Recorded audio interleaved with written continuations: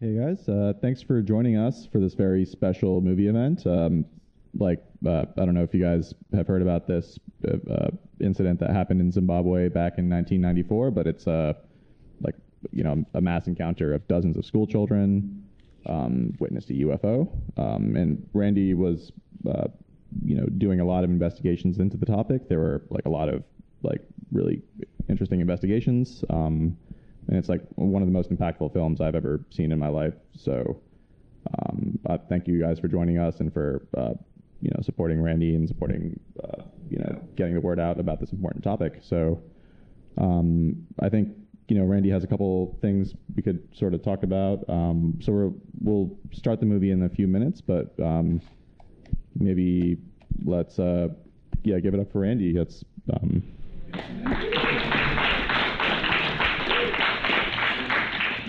Hey everybody, glad you could make it. I really appreciate it, people coming out. Before we get into the movie, how many people are aware of what's been going on in Congress recently with the UAP hearings and etc.? So there's been quite a bit of progress about things flying in the skies. This is something that's been going on for at least decades, if not hundreds of years, maybe even thousands of years.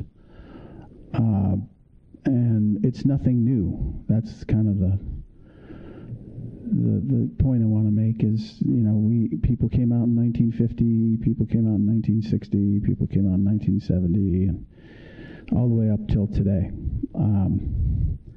And due to our sensor improvements, our military pilots have been able to see these things and start documenting them.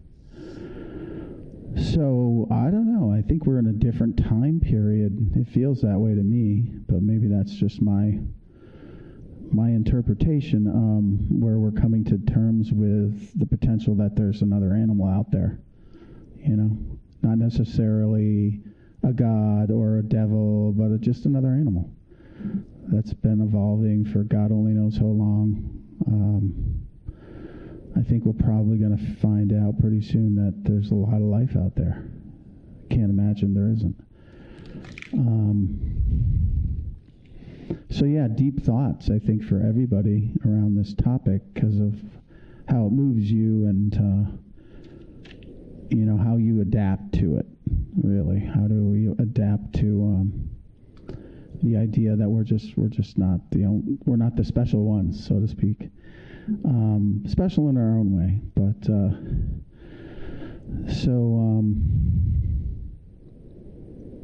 I'll just give you a little background. I started pretty much investigating this phenomenon back in 2005, for real, and was doing a documentary at the time and then got offered this documentary on this case, which I thought was absolutely fascinating because they were children. But in that process from 2007 to maybe a couple of years ago, really, and it's still going on because witnesses are still coming forward. There was a lot. I kind of did the full dive, It wasn't just about Ariel. I went to our government. I went to another country's government and collected as much information I could from every source I could about this entire phenomenon. This piece is more of the emotional, I think you'll see, sort of the human journey through this, rather than a technical journey, which is what I'd like to do also on this case, which is a time, place, witness, a very straightforward, this is why this happened, in a chronological order. How much time we have? 50. Okay. So I want to move on and have you guys see this film. And are we going to be able to kick the lights down below and all that? Oh, okay, great. Thank you, Sri, and I appreciate the Yale UFO Club for doing all this. This is fantastic. Okay. Are we ready? Are you guys ready? Are you guys ready? Fantastic. Let me just get this set up.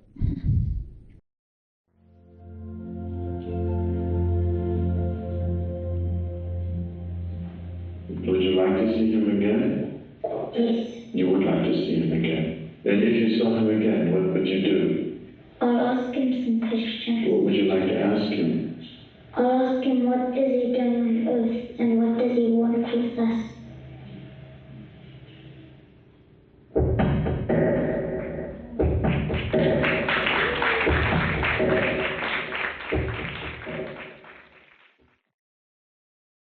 Thanks for coming, guys. I appreciate it. Hope you enjoyed it. As you know, this issue is coming forefront in our lives more and more every day.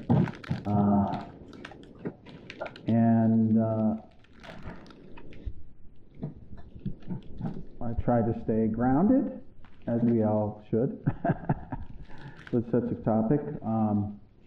But I'd love to open it up to questions and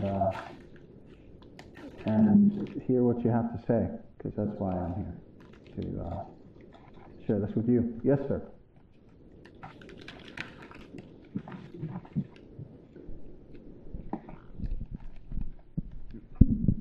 Hey, so thank you very much for being here today. I would have two questions. The first is, how come there weren't any adults that also witnessed the sighting in Zimbabwe, especially since from what it seems it lasted for close to 10 to 15 minutes. That was in middle school, that's a bit surprising. And second, I'm also puzzled by the fact that those sightings look so conveniently similar to what you would see in the pop culture. So the question then becomes, is what you see in the pop culture fueling people's imaginary, or was it just public sightings that set up the sort of standard for what an alien looks like in the movies and the shows? Okay. First question. What was the first question again? How come why weren't there any adult testimonials? Oh. Yeah. So part of that decision, because there were so many adults living in the area, plus 3 teachers, that we decided to just focus on the kids, because it was such a big deal, just that group of people. Then you had the teacher group, and then you had all the people surrounding the area, including the villagers and stuff like that. So we have, and I did the interviews, but we were kind of limited on time, and we had to really pick, okay, we can't get into this person's story, like the headmistress or Mrs. Watch's story. It would have taken us a different way. I'd like to do that in the director's cut, is to bring in more of the adults, because they do say a lot, they do fill in a lot of the blanks. Was this something they could have picked up? I just don't think so. Everybody that's looked at it feels the same way, because if they were going to pick up a story, it wouldn't have been this story. This was rather unique, like they were in black.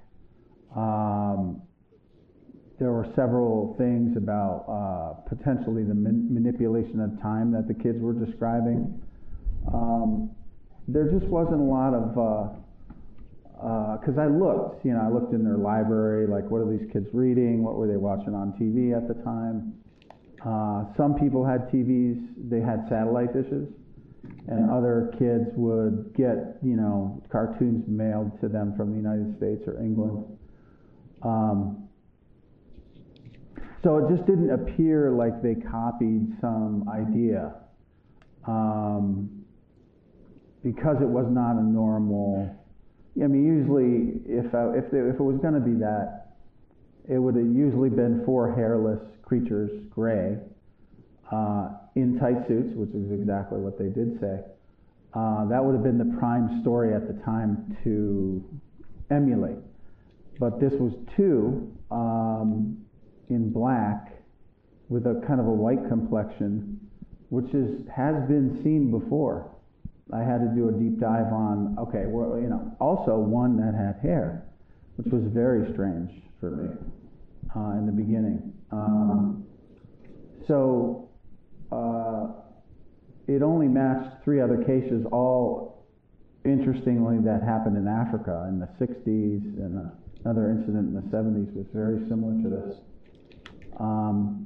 Anyway, I hear what you're saying. I had to go through all that kind of mental gymnastics of just making sure it was right, or was on the right track and wasn't missing, whether these kids made it up, whether they were taking the energy from the other sightings that were going on that week, or somebody hoaxed it. There were so many things they had to look at or they saw some kind of natural phenomena or a satellite. So yeah, I had to look at all those issues and to really take a square look at it, to put out this story. So thanks for the question. Did that answer your question? I mean, I just find it strange that they look so similar to what you would see in a movie like E.T. that came out like 10 years before, or shows like the X-Files. Oh. Why are they so common? Why is it not something completely groundbreaking? Well, 90% of all the reports in the world are those type of creatures. Those started before Close Encounters. Close Encounters was based on facts, like factual studies of this phenomenon. So it goes far, far back, that particular type of creature. So it's not new. Everything most of your science fiction came from actual fact, like actual researchers, actual people would run into them. Even Chris Carter. Chris Carter went to John Mack when he was first starting X-Files. Went to all the guys, I don't know, probably talked to some people in this room before he started X-Files to get some kind of base in reality. So it's been around a long time, this form, these figures. Even back to Egyptian times, there's some art, whatever you call it, rock. There's rock art from all over the world of these creatures, and there's also, it's in Egypt as well on some of the tops of the obelisks. Anyway.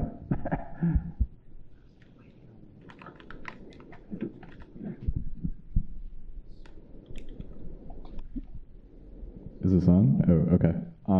Yeah, I got a couple. Actually, I got like too many questions, Sure. But I'll just give 2 or something. So the entire, assuming that the kids' reports are true and this really happened, how do we even know they're extraterrestrial in the first place?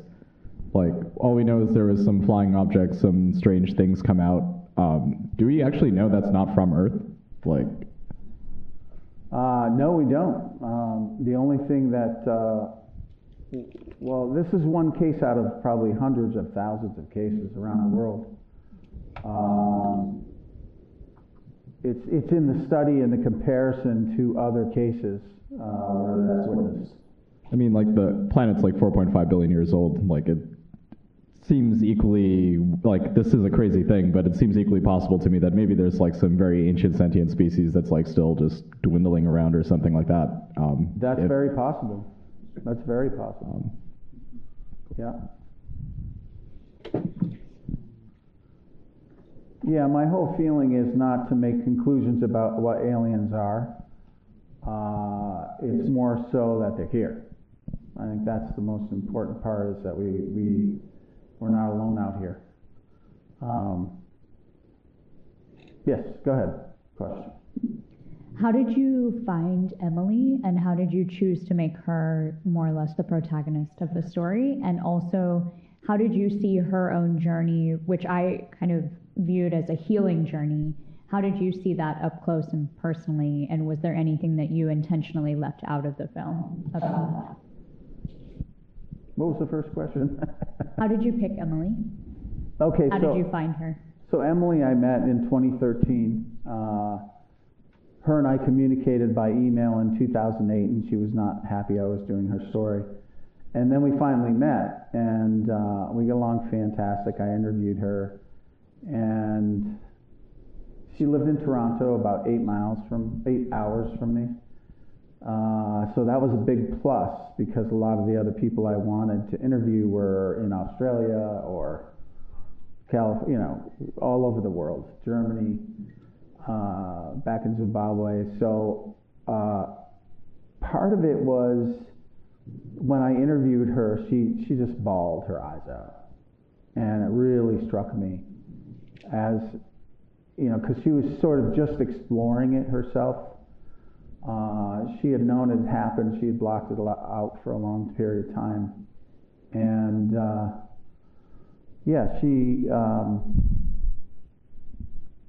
I do have to say this. She passed away last year in November. Emily did. She had a brain tumor that was going on for quite some time.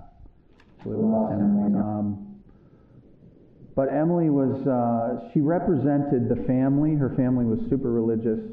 They'd never let her talk about it, or anybody else in the family. It was never discussed, ever. Matter of fact, they moved them out of the school system after this event. So it was really, really hard for that family to grow up in that environment, even though I loved their family. It's an amazing family. So that's one of the reasons, was Emily had a journey. She was on her journey, rather than different people who had already thought about it a lot. They weren't exploring so much. They knew what happened.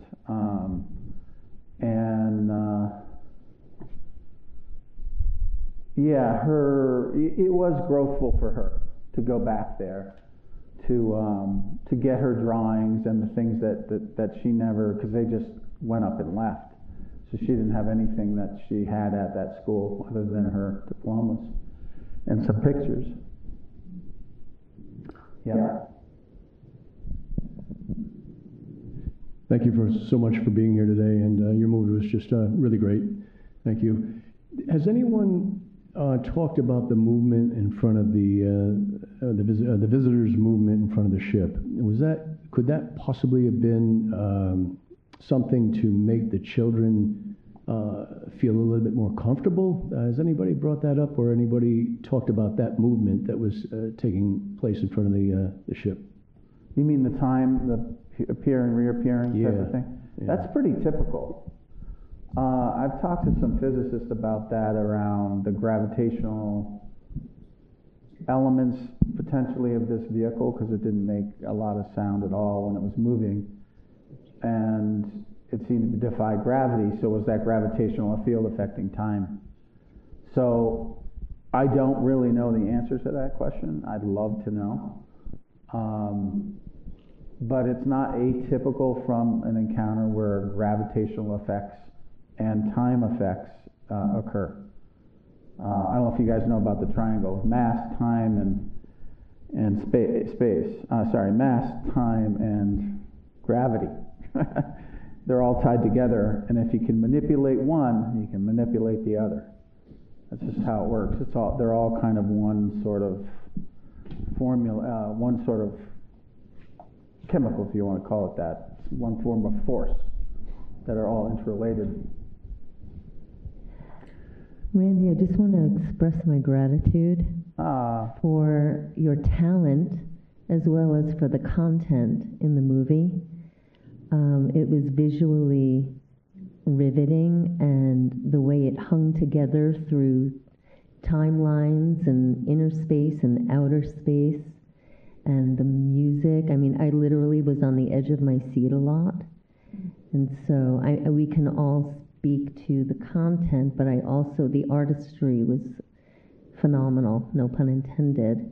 And what I'm wondering about is, I'm imagining you've seen it so many times, but when you're sitting and watching it, what happens inside of you?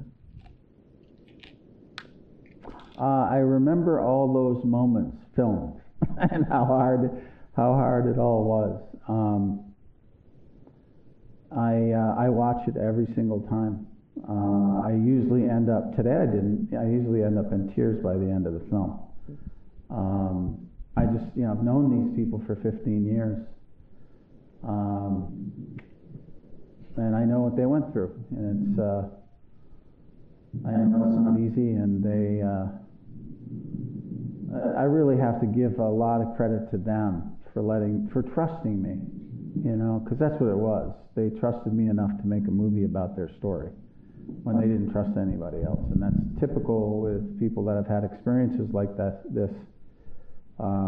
It's hard to know who to trust and who's going to actually work in your best interest, which is the truth, whatever that is.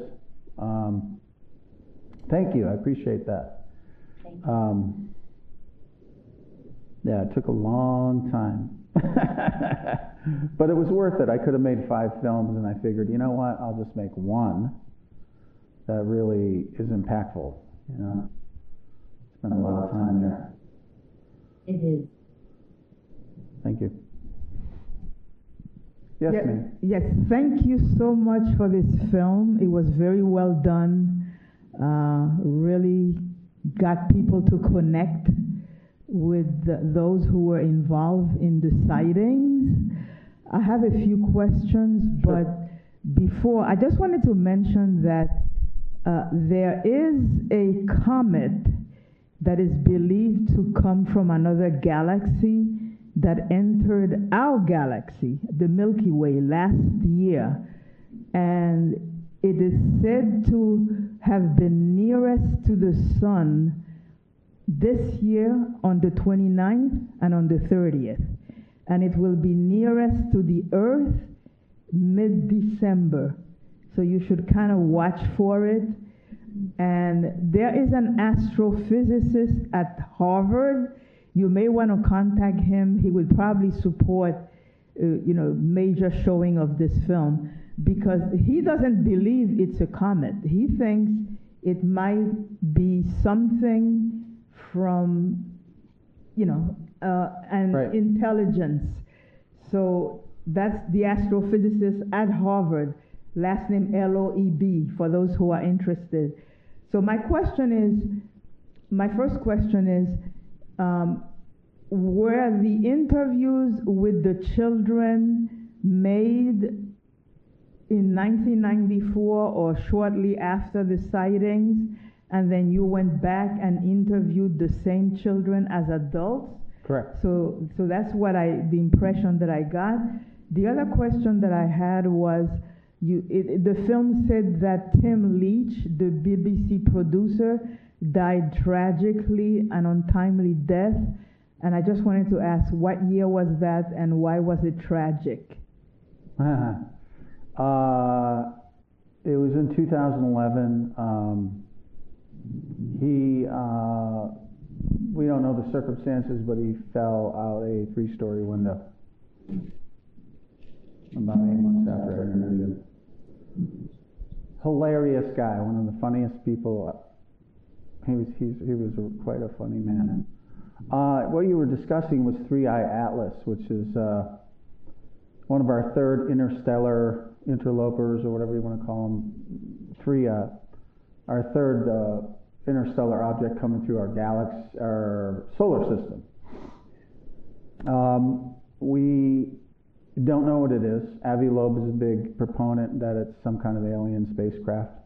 It's done some very unusual things. We've never seen things like this before. It's as much as 10 billion years old, older than our solar system. So yeah, I know there's a lot of talk about it. But for me, it's like, all right, I'm not worried until it stops and shows up.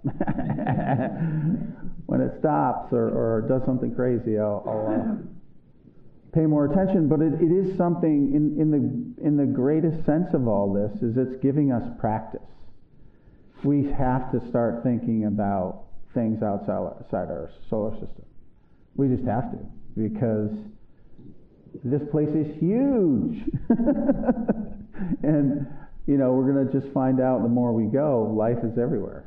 I mean, everywhere we look for life, we find life. And that big black void out there with all the little twinkly stars is full. I would not be surprised it's full of different kinds of life. But that's my personal opinion. Anybody else?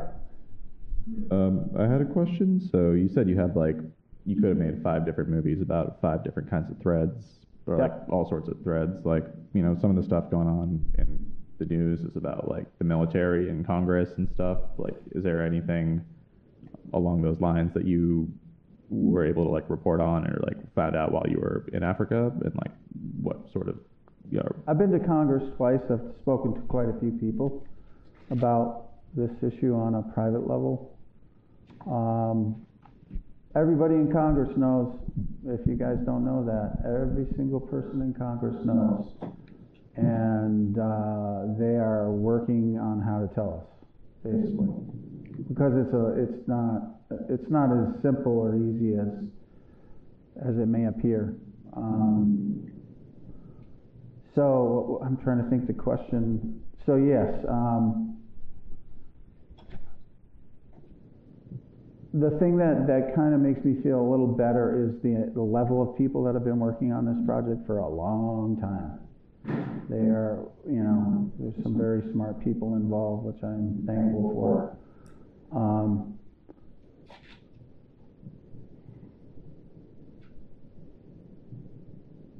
Strange times. I'm not sure what the last end of that question was. But. Or like, were there any sort of like reports of like the military in Zimbabwe or any? I did run into that in Africa when I started. I went and found and interviewed a lot of other witnesses to different events. And one was a big one at a school where they saw this thing coming in and going out of the water. And I went to interview these people, and they said, well, your government was here with an agency. And I'm like, what? Because there was no agency back then. And they had questioned them and gone through everything. And I was just kind of puzzled, like, oh, I guess we do have a UFO agency out of the government of the United States. So I'd run into that a few times. So one of the other things that just happened, I don't know if anybody realized it or not, but, the last congressional hearing, which I encourage you to watch, it happened a couple months ago, I believe.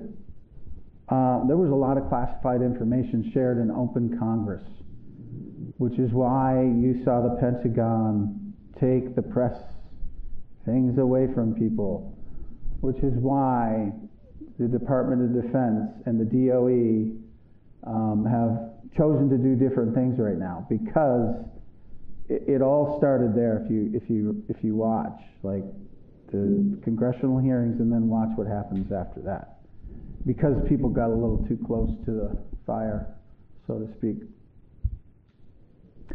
But it's interesting times. I mean, I never thought we'd be here in these times where we're actually potentially talking about this in a real way and what it means for all of us, as a collective civilization and society. I don't see it as like gloom and doom necessarily. I see it as an adaptation of something that's already there. And how we adapt and how well we adapt, that's up to us and each other too. How we support each other. Wish it wasn't happening, but it is. Okay, anybody else got a question? Yes, sir. Hey, thanks so much for being here. Incredible film. Something that struck me was how calm so many of the kids were. And I was wondering if there was some fear in some of them, but I was wondering if that was common in these encounters, if there is maybe something calming for them personally or some type of... 3 of the kids would not come back to school. So they had to see... he was a paramedic, right? They didn't have a psychiatrist there or anybody, near them. So he was a paramedic. He worked with those 3 kids for a while. There were a lot of kids that were really terrified. The ones you don't see are the ones that were really terrified. They did not want to go on camera. Even as adults, I ran into, trying to interview everybody I could. There were a certain group of people, mainly like, I hate to say this, but there were a few people because I'm a religious person as well. But these people that I went, witnesses, and I went to talk to them, and they said, no, something happened there, but it was the devil. I don't want to talk about it. Like, there was no denying that something happened there. It just became an interpretation. Do you know what I mean? Unless they're right and I'm wrong. But it was an interpretation, and so I ran into that mainly with the boys, mainly with the males witnesses. But yeah, there were people terrified, for sure. Yeah, I mean, some of the more calm interviews were after, probably about 2 months afterwards. All those interviews took place in about 3 months of time. I have more that go back 3 years, 4 years, and have every single one of those kids, but I decided I wanted to keep it immediate. I'd like to do actually the other interviews and show them everything else they said, because it's a lot more information about them, these creatures, and what that space, whatever you want to call it, vessel did. Yeah. Could you say a little more about that? What particularly they said about it? Sorry. What they said about the creatures that wasn't in the film? Oh, there's just a lot more detail about them. When I saw this footage back in '95, I just saw the children's footage. I was like, yeah, they're telling it. My initial feeling was they're telling the truth. And then I was like, you know what? But I don't understand some of their language. And then I found out the school was not burnt down and had not been destroyed. And then I went to the school and kind of learned some of their language to understand how they communicate and what kind of school it was. It was a very strict school, rulers and the whole 9 yards. So why am I saying that? I guess how I came to it with my own questions. There was quite a few times I would think, no, this can't be real.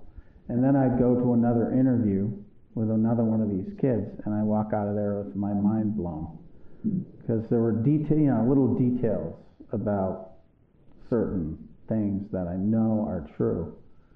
They would know those details, and I don't know where they would get them, because they were not really in the public eye at all. So, anyway. But there's been 3 other witnesses since who have come forward, thank God. I knew they would, because there were so many people that witnessed this. And I think that's going to continue to happen, because there was quite a few people that saw this. Hi. Hi.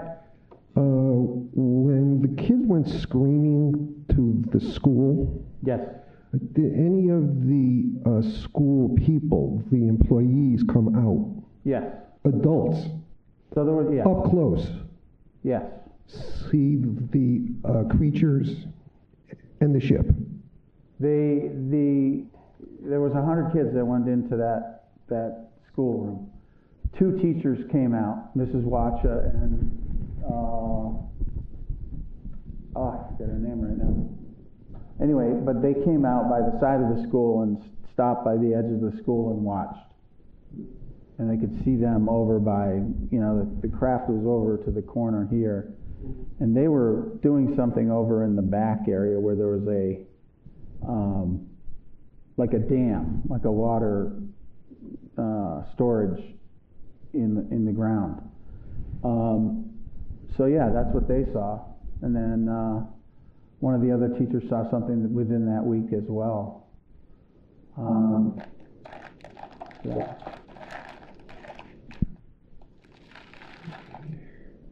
Can you say more about the stuff that the teachers saw? Like, are there any kind of stories? Like, there was like a Netflix show about the same incident that revealed some stuff about Judy. That's correct. So the Netflix incident, let me talk to you about that. So, yeah, they did put Judy in there. I decided not to put Judy, the teacher, in there. But I won't mention the company's name, but I worked with them for a year. And then they basically took off on their own with all my trade secrets. But they decided to put a person called Dalan Vico, who I interviewed, into their film. And I didn't put him in, I only put him briefly in my film for talking about how it is like to get ridiculed.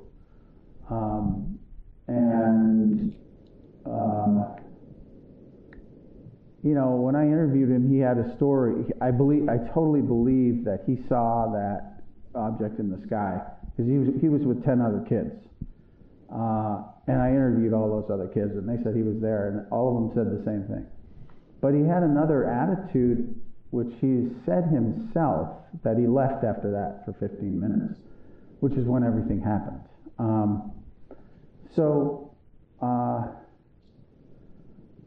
I think this film was suppressed, to be honest with you, because they wanted to put some kind of counter to it, and that's who they used. They used that person. He was paid. And it's just unfortunate because it hurt, you know, all the other witnesses, because he was never interviewed as a primary witness to begin with, because he hadn't seen much. Yet he had a very strong opinion that everybody else was making it up. I don't know. I just find it really hurtful to everybody, and I feel for Dalan, because I know him. I spent 2 days with him, and that this company put those people in that position is not okay. And I am fighting it as we speak. And a lot of this stuff gets suppressed on this topic in ways that would blow your mind, the way in which they do these types of things. And I'm not some conspiracy theorist or anything, it's just I've lived it. And surprisingly, it's amazing what is kept from us. Yeah. Any other questions? Yeah. So I have a question about the kids that were taken away immediately and who didn't have a chance to really discuss it with their teachers or others. I'm wondering, you know, if you have any stories about how they came to understand their experiences. An alien one, I don't remember the name of your protagonist, but she, as somebody else called her,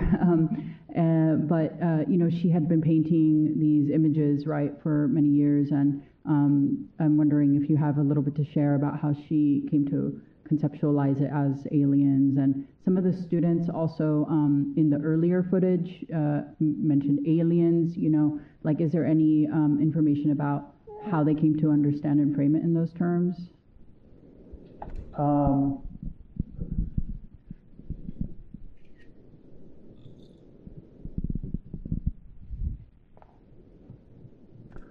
What was the first question? The two questions are getting me today. Like the same question? Yeah. Yeah, could I just hear it again? Like, how did they come to use the language of aliens to describe the experience? Yeah. I guess. Yeah, they weren't aware. They were aware of that language for sure. I did find a book in the library about aliens, so I knew, you know, but it wasn't like a big, huge section or anything. You asked another question though. That was really stories of how how the woman who did the paintings, who we lost last year, how Emily came to like, if she shared a story with you of how she came to understand her experience as an encounter with aliens or other beings from somewhere else. Given that her family didn't talk to her and they pulled her out immediately, right? And so she didn't get to be in first conversations about it initially. Yeah, I think I spent a lot of time with Emily, and I think you know, she had been doing these paintings forever, like, you know, since she was a child. And what's really funny is when she found out her drawing, she told me, she was like, I think I drew the creatures themselves, right? Which is not what she drew. And she was shocked when she saw what she actually drew. Her brother's the one who drew the creatures, those two. That was Paul, who I tried my best to get an interview with him, but he just doesn't want to talk about it. So yeah, I've seen a lot of these kids have other events, or they've shared with me that they've had other events, and that's unusual, or that's striking.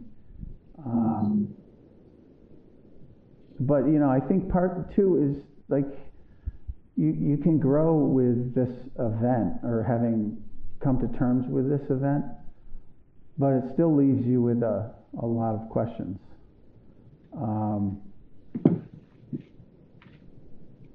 But I did see Emily grow through that process, and all of the kids grow. And I'm still in touch with most of them. It's kind of, maybe when they're 90, we'll do another movie. My next question. All right. Yes, sir. I have actually a couple of questions. Sure. First is, what, in your opinion, what could be the reason why the spacecraft show up? Do you think that's a mechanical issue or on purpose? I think, okay, so this gets into a whole different part of the investigation for me, which is what was going on around the world. What was going on in space? What was going on in political arenas?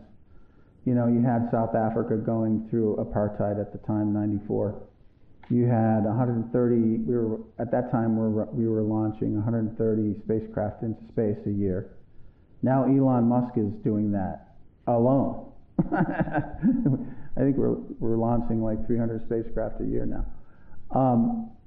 So the interesting thing that caught my eye was STS-64, which was our space shuttle Discovery, at the time was in orbit, and they were doing a world record spacewalk on this same day.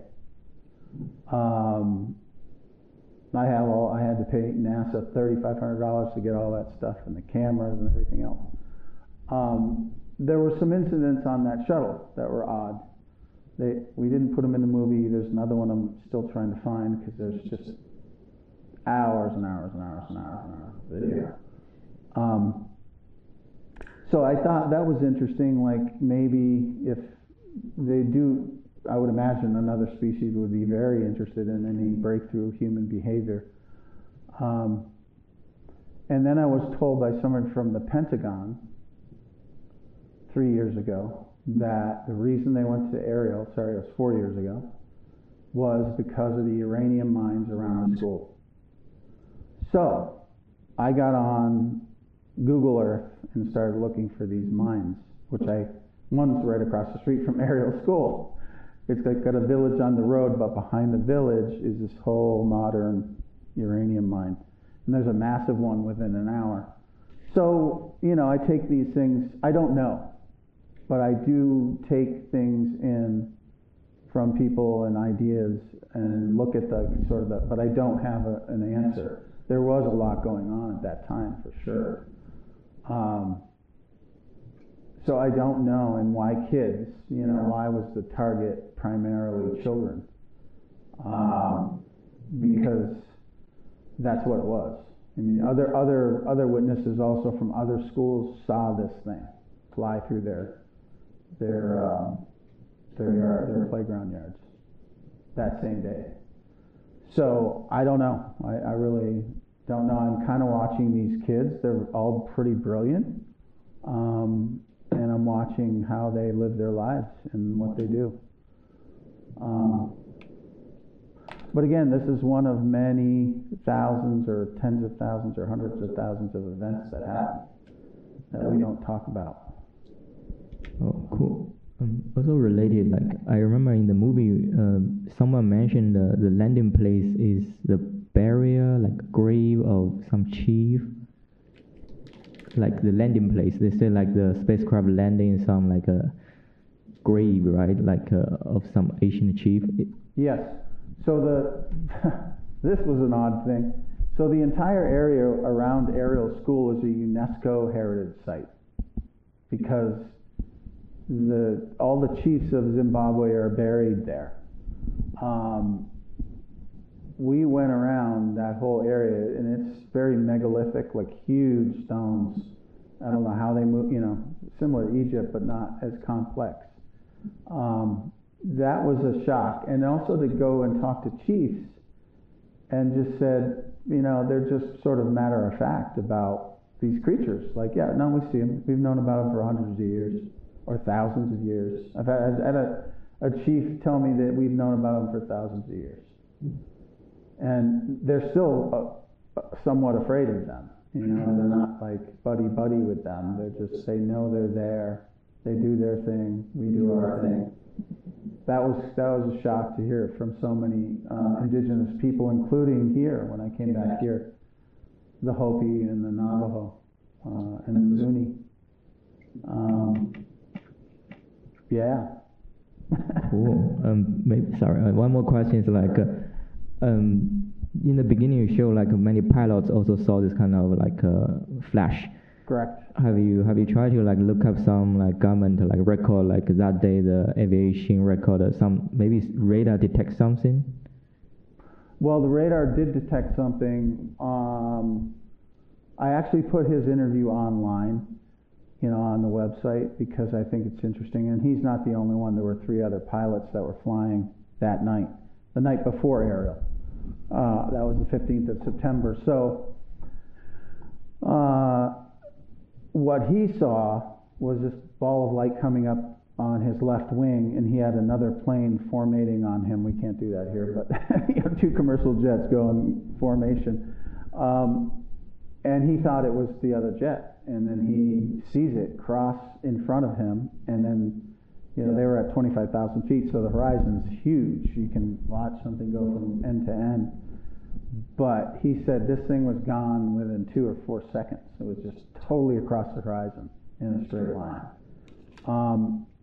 Some of the other pilots I have not talked to, but that pilot was the one who, when he got back to Johannesburg Airport, he went to the controllers and said, "Hey, did you guys see anything?" And the controllers told him, "Well, we saw it on the edge of our screen, and it was gone in 2 seconds." So we, you know, but unfortunately, I don't think there's any recording of it. But I do know there's 3 other pilots, 1 other I've talked to, and there's 2 other I have not been able to get in touch with at this point, because they fly from South Africa. They fly to England a lot, and also Australia. So you have Qantas and United, the English airline. Yeah. Last question. Yeah. So what's the most difficult part when you make this movie? Have you experienced pressure from the government or military? Yeah, looks like some people try to keep some secrets. Yes. Sorry, can you answer? Can I hear that again? I guess good. So what's the most difficult part when you make this movie? I believe it's been like over a decade effort. Yeah.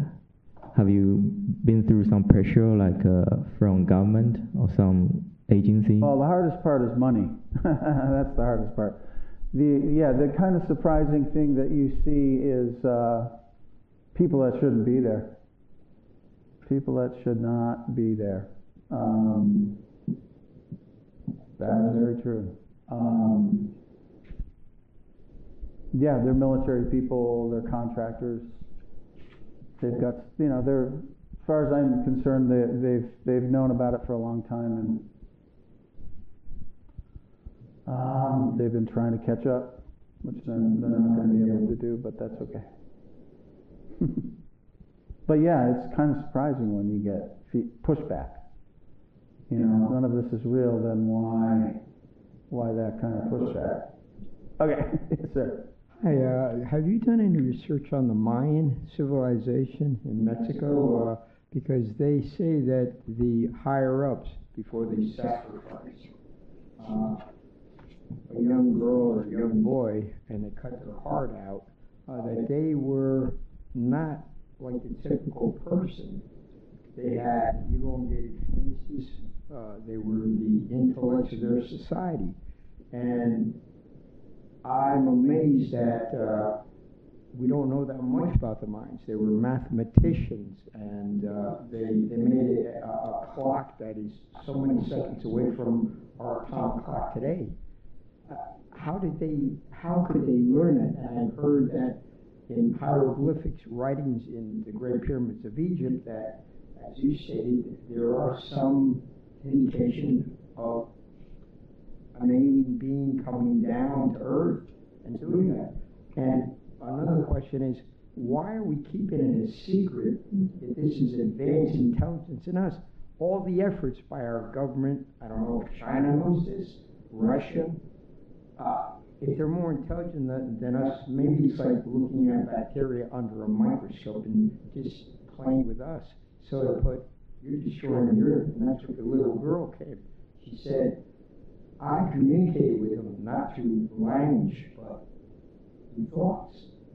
So, I mean, why are we not spreading this information? Why are they inhibiting you from spreading the information when they have a plan, perhaps?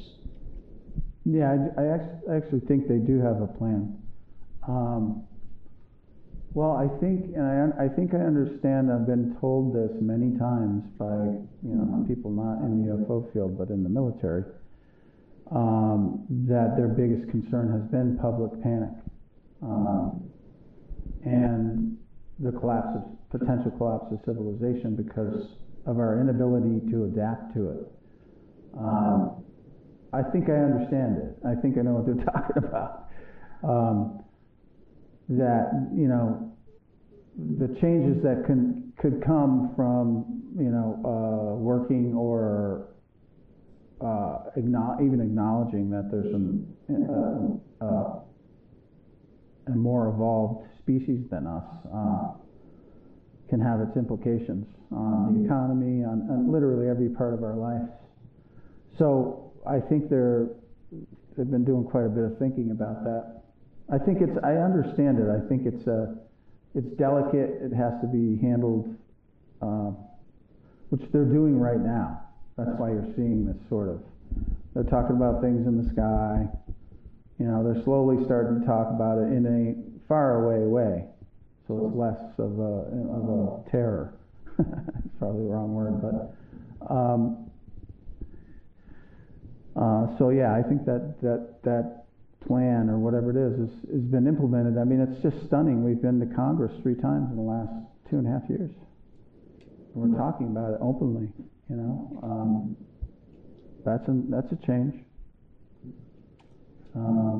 But we've done this for decade after decade. We come forward, people come forward, and it usually goes nowhere. But I think this time is going to be different.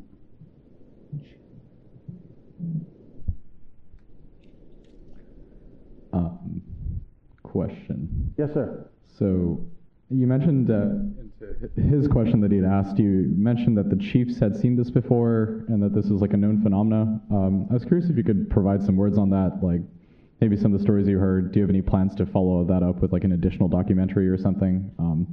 And like how similar are those stories from like what the kids reported? It's the same thing.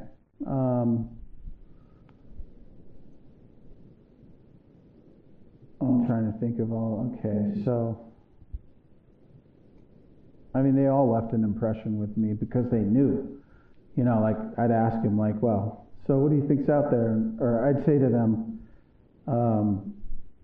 do you think there's any life out there? Looking at the stars, and they look at me like I'm crazy. Like, of course there's life out there. So yeah, the reports, they've literally watched them from a distance across the sand, how they move, that they don't, they always stay together as a group. That's true. They don't like wander off on their own kind of thing. They stay together as a herd, like a troop. It's just various things that they told me that I knew were correct, even though they didn't have the right language for it.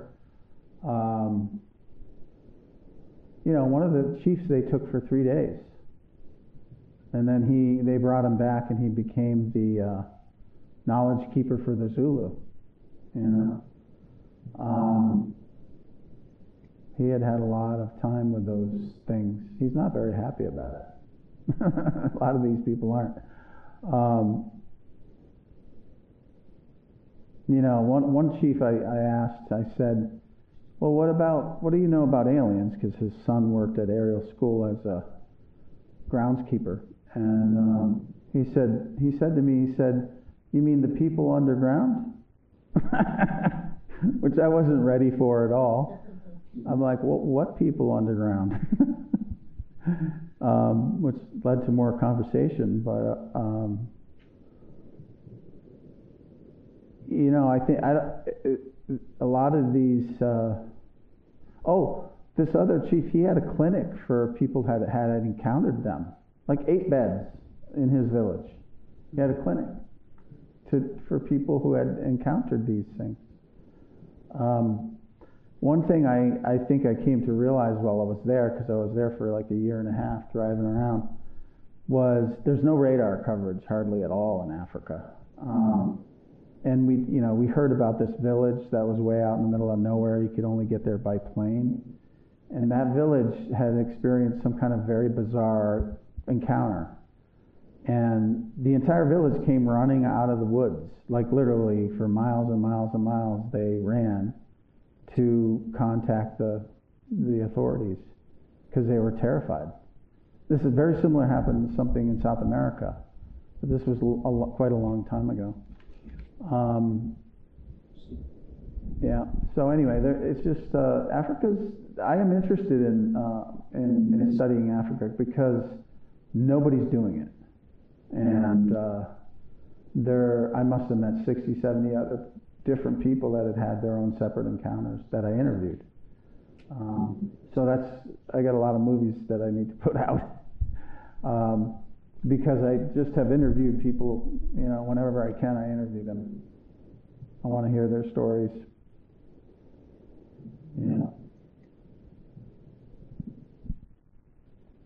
Any other questions? So you told me when we talked on the phone, you've gotten chased by a hippo and you've gotten chased by elephants while camping out. Yeah. How was that? The wildlife in Africa is wow. If you haven't gone there, I strongly recommend it. It's like going to Jurassic Park for real. It really is. The animals are enormous, and some of them want to eat you, or just bang up your car real well. Yeah, that was one of the funniest moments. Was I'm driving down the street and I look in my mirror and there's an elephant chasing me like a dog. I'm like, you gotta be kidding me. Yeah. So the adventures.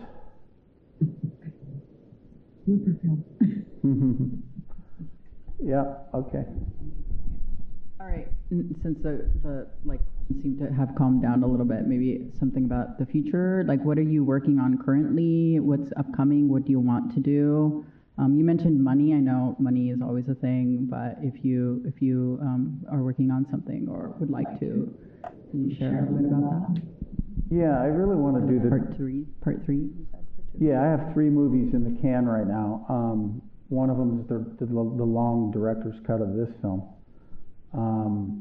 And another film on another incident. But yeah, like when I was making this movie, it was work really hard, out of money, got to raise money, get back to work. It's been that kind of thing. So right now, I've been just focusing time on the trade secrets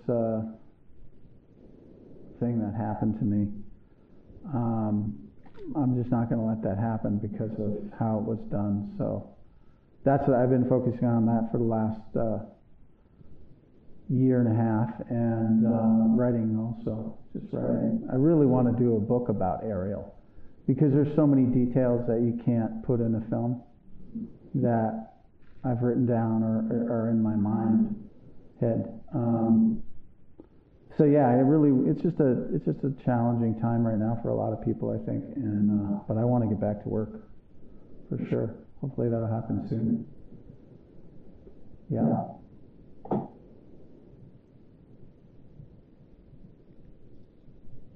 You have a question? Yeah, about the archival footage of John Mack and all the children. Like, how were you able to access it, and are those things available to the public to look at?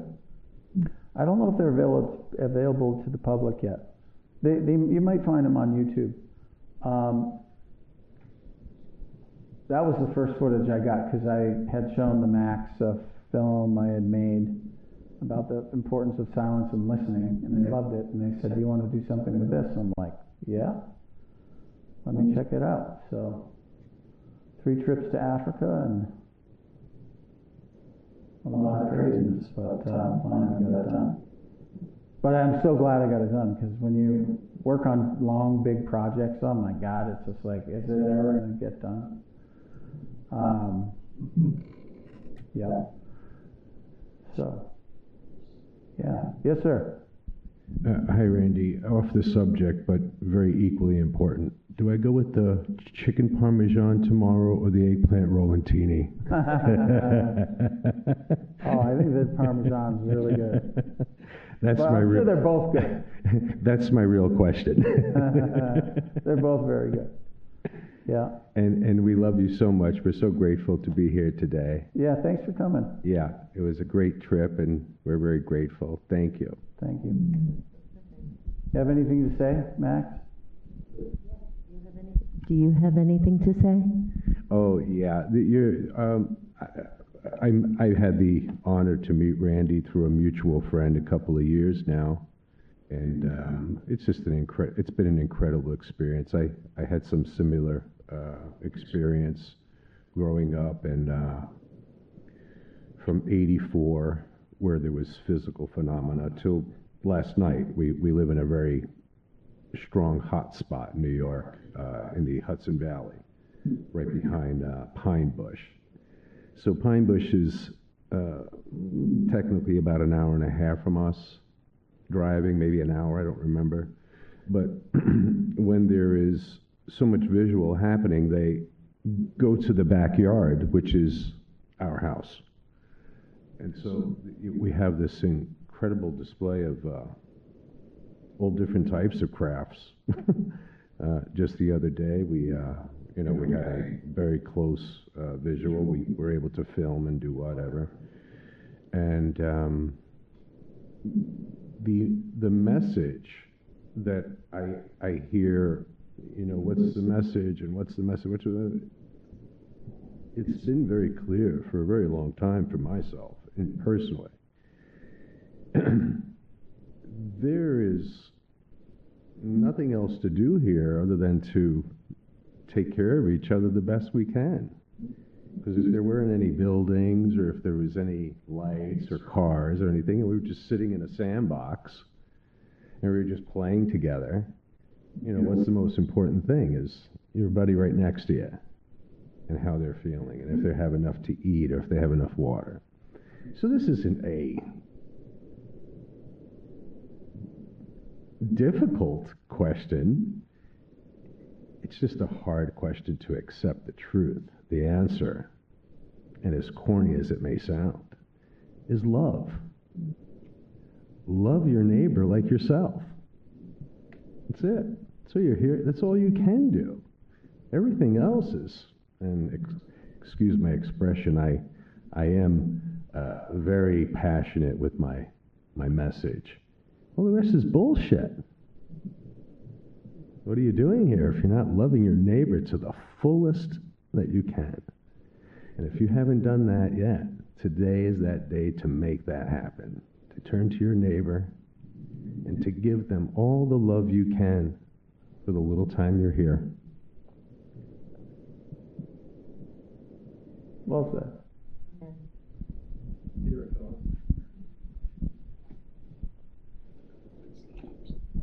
Hi there. My husband just said, uh-oh. We are Randy's parents.